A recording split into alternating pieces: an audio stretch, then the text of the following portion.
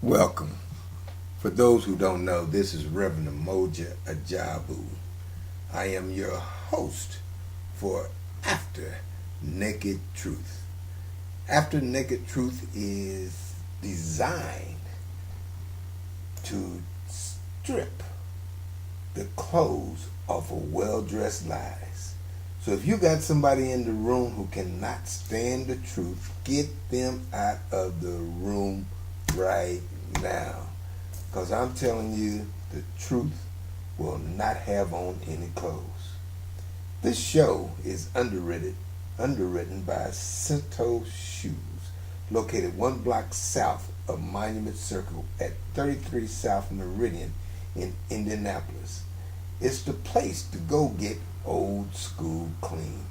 Italian knits, Stacy Adams, walking shoes with long pants and shorts, 3/4 and full-length genuine leather coats. You get the picture. They're also a full shoe repair shop. They repair handbags, purses, belts, jackets, from zippers to straps, reconditioning, and more. They offer free pickup and delivery. Their phone number is area code 317-632-5710. For more information, Google them. That's Cento, C-E-N-T-O. Today, I want to get into a number of things, and I don't know if I got enough time to get into everything that I want to get into. But I want to start out with our president, President Obama. He gave his last address as president, speaking to the Congressional Black Caucus Foundation. Our president, President Obama, urged listeners to back Hillary Clinton and says the community must activate itself for the election. He said that if we, people of African descent, do not support Hillary Clinton, it will be a personal insult if we don't vote for her. That's interesting. This is a woman that spoke death over his life when he was running against her back in 2007. But he will take it as a personal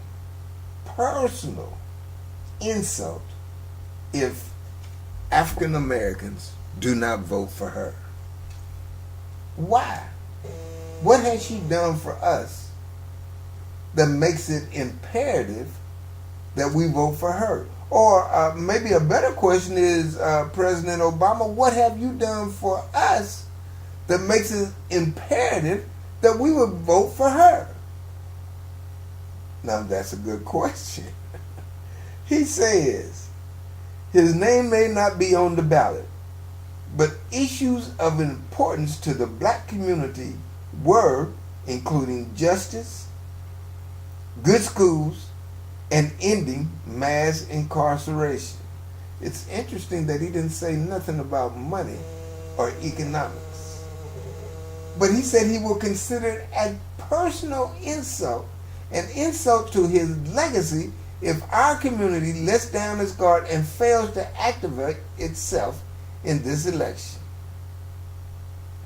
He also sought to blunt Donald Trump's recent efforts to reach out to us, saying that Trump at one point in the race had said that there's never been a worse time to be a black person. Now, he may have been referring to an ABC interview with Trump in 2015 when Trump asserted the nation's first black president had done nothing for African Americans. He said we are the worse off now than we've ever been. Well, is that true? And President Obama, should we support Hillary because of what you have done or what she has done? Or should we just support her because you're a black man saying that we should support this white woman because she's a woman? the first woman to be nominated by a major party in these United States of America. Well, you know as well as I know that politics is about quid pro quo. I'll support you if you support me. And we know that with the support that you are giving Hillary, you got something coming. If she gets elected, the deal's already in. You got something coming. There's a quid pro quo. For your support, she's going to support you in whatever endeavor it is that you would like to go into after your presidency. But if we're going to look at supporting you or supporting her on the basis of you, we should look at your record and see what you have done for us. Is that not fair? Interesting enough, who is this? The wage gap between blacks and whites is worse in nearly 40 years. The Economic Policy Institute did a study. They said last year, 2015, the hourly pay gap between blacks and whites widened to 26.7%, with whites making an average of $25.22 an hour compared to $18.49 for people of African descent. Almost 40 years ago, in 1979, the wage gap between blacks and whites was 18.1%, with whites earning an inflation-adjusted average of $19.62 an hour, and blacks earning $16.07 an hour. That says from 1979 to 2015, the gap between what we make and what whites make has widened, has gotten bigger. Who was the president during those times? Are y'all buckled up? The ride's getting ready to get rough here. If you can't stand the truth, then get out of the room, because the truth is not going to have any clothes on. We're not going to be dealing with well-dressed lies. And that sounds like a well-dressed lie, President Obama, when you talk about you would take it as a personal insult. Well, what would we do if we find out that we've done worse under your administration than anybody else's administration in the last 40 years? Should we take it personal? Are y'all ready? Buckle up. Last year, or I've already been there, what's driving the wage gap has little to do with access to education. What?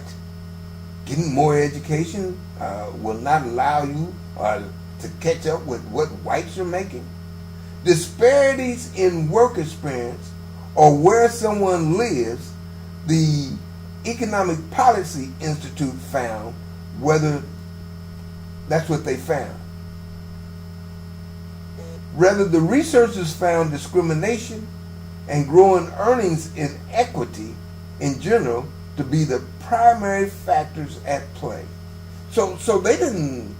They said it wasn't because you didn't have education that the gap grew. It was because we were discriminated against. Race is not a skill or characteristic that should have any market value as it relates to our wages, but it does. That's quoting Valerie Wilson, the director of the program on race, ethnicity, and economy. Studies have shown that applicants with black-sounding names like Jamal are less likely to get a callback when applicants with names that appear white. So if you Joe, you might be able to get a callback. But if you Kwame or Kofi or Indanu, Obama, you're not going to get a call back. Wilson also cited the skyrocketing incarceration rate of thousands of black men and women in the 1980s and 90s. Who was president then? In 1980, who was president? In the 90s, who was president? That was George Bush and Bill Clinton. What? Not Hillary's husband. And it's been stated before, when Bill Clinton implemented that 3 strikes and you're out, following up on Bush. When Clinton got out of office, there were more black men in jail in America than has ever been in jail before. So President Obama, why would you take it personal if we don't support Hillary when we have done worse under your administration as far as economic excuse me, than at any time in the past 40 years? I'm telling you, if you can't stand the truth, get out of the room. The researchers found that in 2015, the wage gap between black men with 11 to 20 years of work experience and their white counterparts was wider, 23.5%, than it was for black men who had 10 years of experience or less and their white peers, 18.7%. Black women with 11 to 20 years of experience were paid 12.6% less. Same qualification, if not more, but less money. And we find out that the gap in 1979 was 18.1%. Whites were making 18 with the same skill level, with the same experience, was making 18.1% more. And in 2015, last year, whites were making 26.7% more. That means it got worse under your administration, President Obama. So are we supposed to support you for what you have done for us, or just because you're black?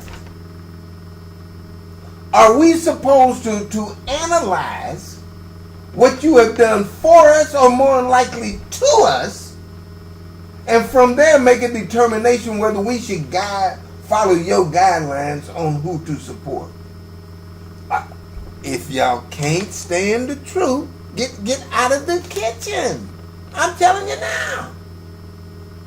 Now, what have you done, you being President Obama, to address this disparity?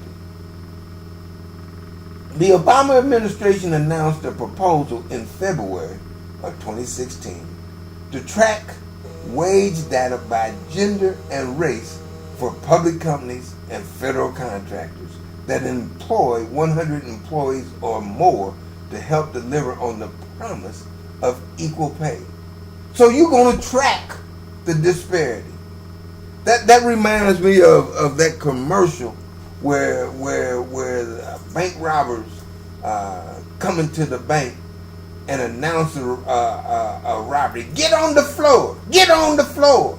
And there's a security guard that's standing by people that's getting on the floor, and they say, well, do something. He says, you got it twisted.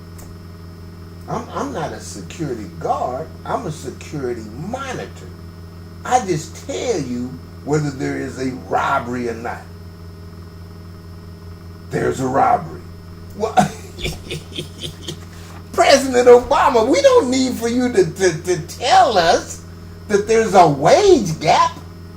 We already know that. What are you going to do about the wage gap? That's what we're looking to hear.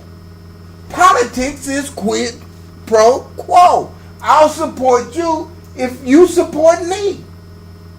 I don't need no more support for my wages to be less than a white person who's got the same qualification. That is what causes frustration and it's discrimination. And we thought supporting you, we supported you as a black man, but not only as a black man, we liked your message. You said that you was going to give us a change that we could believe in. Well, the change was to the negative. It wasn't a positive change. The wage gap got greater. And I'm about willing to bet the achievement gap in the schools between blacks and white got greater too. Blacks got a worse education than white folks going to the same school. How does that happen? How do we work the same job at the same time with the same qualifications and we get less money? And then what you're going to do to solve that is to monitor it? Can y'all handle the truth? If you can't get out of the room, look at this. In 1980s, Jimmy Carter was the president. Wage gap, 18.1%. After him, Reagan. Wage gap grew 20.9%. After him, George Bush, Bill Clinton. Wage gap when Bill took it over, it was 21.2% increase. Then as he stayed in office, it went to 22.4%. Then George Bush Jr. took it over. The gap went to 23.9%. But under Obama, the gap went to 26.7%, the largest increase of any president from one president to the next for any president within the last 40 years. And you want us to support Hillary so that we can get more than that? You're going to take it personal? You say, well, we need to be dealing with justice. Well, what about this situation that happened in Tulsa? Here it is again. A brother shot down because his car has trouble. Terrence Crutcher, 40 years old, can be seen slowly walking from the edge of a street north of Tulsa toward his vehicle. Just because he's walking toward his car, his vehicle, which looks like an SUV, the police jump in behind him. Stop! Why? My car's down. I don't care. Stop! Why are you stopping me? I'm trying to get some help for my car. Can you help me, a police officer? No! I want you to stop! Is it against the law not to stop when the police officer tells you to stop and you have committed no crime? Is it against the law to walk toward your car to try to get some help because you got mechanical problems with your car? And when he don't stop and it's on film, this police officer, joined by 3 other police officers, one of the police officers, a white male, tases him. She shoots him in the back twice. Shoots him down to the ground. His life no longer to be found. For several seconds, An officer follows Crutcher from behind with a gun trained on him. 3 more officers then converge on the scene as Crutcher lowers his hand and approaches his SUV. While standing beside the driver's side door, he suddenly drops to the streets. Moments later, blood can be seen saturating his white t-shirt. The police shot him because he was trying to get some help to fix his car. They didn't find no gun on it. They didn't find no gun in the car. And then the police officer up in the helicopter, he got the nerve to say, "Now that looks like one big bad black dude, one big bad dude." Well, what's so big and bad about a black man trying to find some help to fix his car? Does that justify him getting shot out in the street? And President Obama, should we support Hillary? I ain't heard Hillary say nothing about that. I ain't heard you say anything about it. And then this is the reason why Colin Kaepernick, and y'all know who he is. He's the backup quarterback for the San Francisco 49ers. He's taking a knee during the national anthem because he said that he is tired of this kind of stuff. And see, this is the reason why I also push that the guns from the street cop need to be taken away.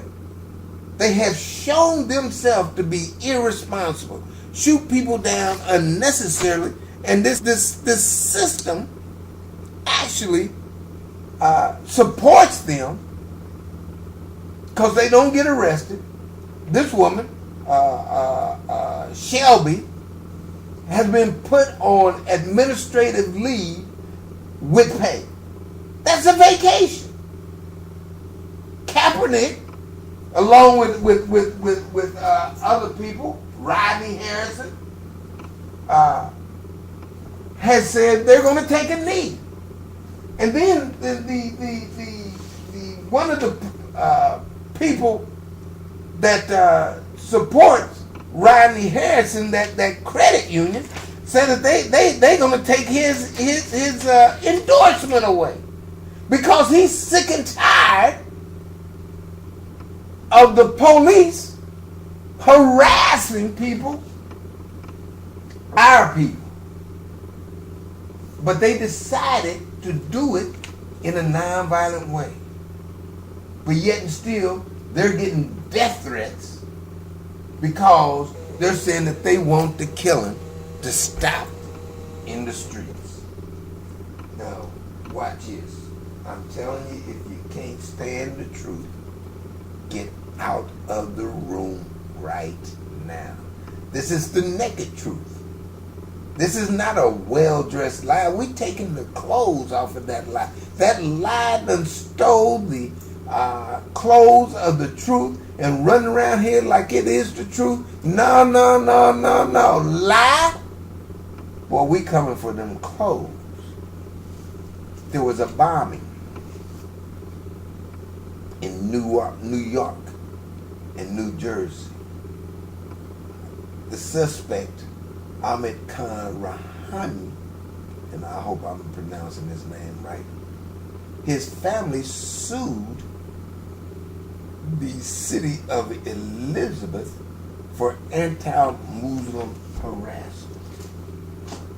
When they look at this man's history, they find that he was an all-American citizen. He came here 9 years old, grew up here. Folks who was around him said that he was just a jovial guy. He was the class clown. You can get around him and you could bet you was going to get a laugh. But he was made right here in America. Why did he go off? The researchers cannot find any ISIS connections. They found some things where He said that he liked some things that Alawaki said, but as far as the direct connection, they can't find it. And you know who Alawaki was. He was actually an American citizen who went to fight for Al-Qaeda, and they blew him up with a drone attack while he was sitting up in a restaurant.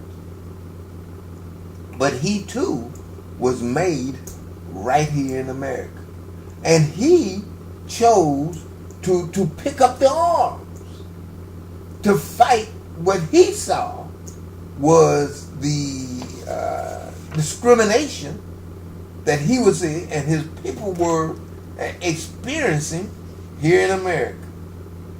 When I went and got the lawsuit that the Rahimi's family filed, and in that lawsuit it says that the police were harassing them. They went to court. The court threw out the case because the ordinance that the police were saying that they were violating, which was keeping the store open after 10 p.m., that ordinance did not apply to them because it said if the retail store was a restaurant, then it could be open after 10. There were other stores, Double D, Dunkin' Donuts, White Castle, Carvel, who were open after 10 in the same block, same vicinity, and the police didn't go mess with them. And then there was a white dude who always came into the store and said Muslims are a problem. And he'd be the one to call the police. And the police would come and harass the people. Well, is it possible that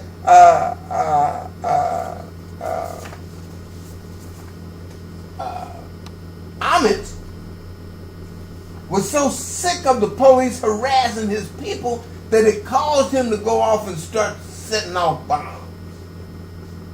America, I'm making a plea to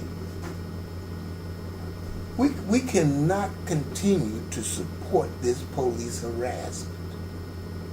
When Kaepernick decided to take the knee, the police said that they was not going to pull security at 49er games. That means that they was going to put everybody in jeopardy, black, white, Jew, and Gentile. It is time for the police to become the servants of the people, not the oppressors. It's time to back that up. And so, and I got so much to say, but it looks like I'm running out of time. But let me say this again to Colin Kaepernick. Stay strong. And that first $1 million that you said that you was going to give to organizations that are fighting this struggle, don't give it to organizations. Start a foundation. Put it in a black bank. Start an endowment. And then let the organizations that's fighting this struggle submit proposals. Get that money. Entrepreneurs, get that money, create jobs, create businesses, put people to work, and we can move forward here. I'm out of time. I got to go. But you have been listening to After Naked Truth. And we will be here every Wednesday, 8:30 to 9. Don't miss it, because we are stripping the clothes off of these well-dressed lies. See you